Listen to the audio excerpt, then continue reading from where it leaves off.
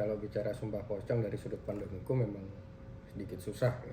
Nanti tiba-tiba kalau tidak dipercaya muncul sumpah tuyul.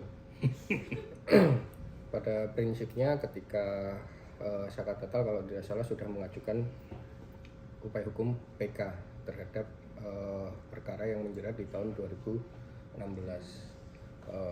Kita harus tunggu juga apa hasil PK-nya. Setahu saya juga kemarin di proses PK diperiksa saksi-saksi dan sebagainya. Mungkin kalau pengadilan itu mengenal sumpah pocong, mungkin di PK itu juga akan keluar sumpah pocong, tapi kan tidak. Artinya begini, tidak perlu ketika kita berbicara hukumnya, tidak perlu kita menimbang apakah sumpah pocong ini sah, apakah sumpah pocong ini menunjukkan sesuatu. Pada prinsipnya tidak menunjukkan sesuatu, tapi bila dilihat dari khasanah budaya ya monggo silahkan.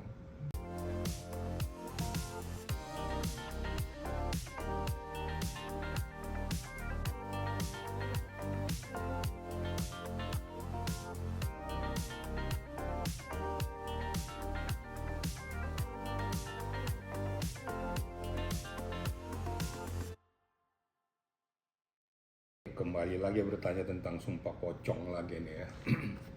Jadi begini ya, kalau kemarin peristiwa terjadinya sumpah pocong yang dilakukan oleh Zakat Total, itu silakan aja lah menurut mereka itu apakah tradisi dan lain sebagainya, dipandang dari sudut agama, dipandang daripada sudut kelayakan, atau dipandang dari sudut hukum.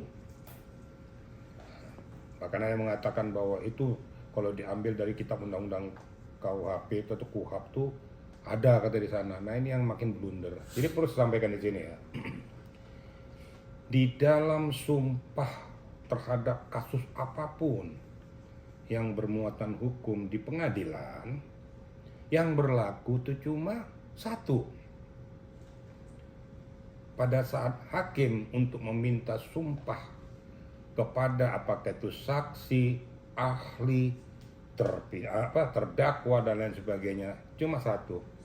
Apakah saudara bersedia disumpah berdasarkan agama dan kepercayaan masing-masing? Artinya bahwa tentunya akan bertujuan disumpah atas nama yang Maha Kuasa,